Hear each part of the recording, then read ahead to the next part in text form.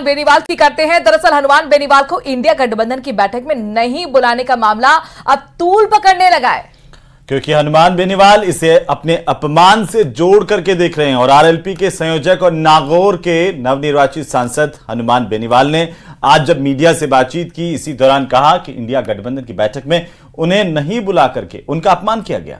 खास रिपोर्ट इस पर देखिए। कई बार क्या होता है कि बंदर के हाथ में उस तरह आ जाता है तो अपना कोई काटता है। कांग्रेस के अंदर कई नेता ऐसे जो अपने आप को बहुत बड़ा धुरंधर समझने लगे। हैसियत नहीं उनकी, कोई हैसियत नहीं। देखा हमारा हैसियत में आदमी की जब मानता है खुद की पार्टी खुद अलग अपने दल बल अपनी ताकत के साथ।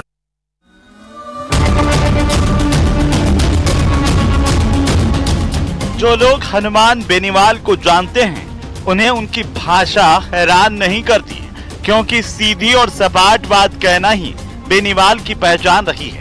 वैसे नागौर से सांसद हनुमान बेनीवाल के आक्रोश की ठोस वजह है उन्हें इंडिया गठबंधन की बैठक में नहीं बुलाया गया।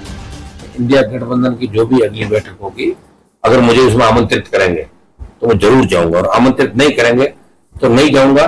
लेकिन बीजेपी और एनडीए के खिलाफ मैं लड़ूंगा वहां जाकर अंदर। बेनीवाल का दावा है कि कांग्रेस अध्यक्ष खड़गे ने फोन पर चूक मानी, लेकिन इतने भर से बेनीवाल संतुष्ट नहीं है। इस तरह की चूक होगी तो बहुत बड़ी ब्लंडर चूक है, जहाँ एक एक एमपी की आवश्यकता देश के अंदर, और हनुमान बेनीवाल जैसे व्यक्ति को भूल जाए और कांग्रेस ये फटा के चले खुशियां मनाएगा, हमने 11 ले, हमें 11 ले, फिर हमारा रोल नहीं है 11 लाने के अंदर। फिर मैं क्यों बोलूँ कि कांग्रेस की वजह जीतो? मैं कह रहा हूँ ना कि 3 लाख वोट कांग्रेस पार्टी के मुझे मिले इसलिए मैं जीता, लेकिन 20 लाख वोट जो आरएलपी के कांग्रेस को मिले। बेनीवाल कहते हैं कि जिस जीत का श्रेय लेने के लिए कांग्रेसियों में होड़ मची है, वो जीत कांग्रेस को आरएलपी की वजह से नसीब हुई। बेनीवाल ने कहा कि उनकी वजह से कांग्रेस को 20 लाख वोट मिले। हमें 3 लाख वोट मिले कांग्रेस पार्टी के और 20 लाख वोट आरएलपी के मिले कांग्रेस को, इसलिए कांग्रेस खाता खोल पाई राजस्थान के अंदर।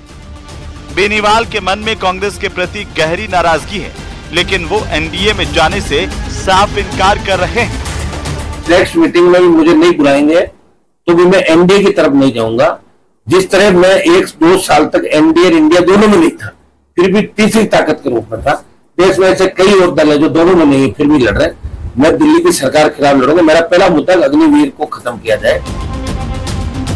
आपको बताते चलें कि 2019 में बेनीवाल की आरएलपी एनडीए का हिस्सा थी, लेकिन किसान आंदोलन की वजह से बाहर हो गई। इस बार कांग्रेस के साथ मिलकर चुनाव लड़ा और बेनीवाल ने नागौर से बीजेपी की ज्योति मिर्धा को हराया। बहरहाल बेनीवाल भले ही एनडीए में नहीं जाने का भरोसा दे रहे हों, लेकिन सियासत का एक सच ये भी है कि यहाँ जो नहीं कहा जाता, अहमियत उसकी भी बरकरार रहती है। सियासत में संभावनाओं की मौत नहीं होती। न्यूज़ 18 राजस्थान के लिए नागौर से महेंद्र बिश्नोई की रिपोर्ट।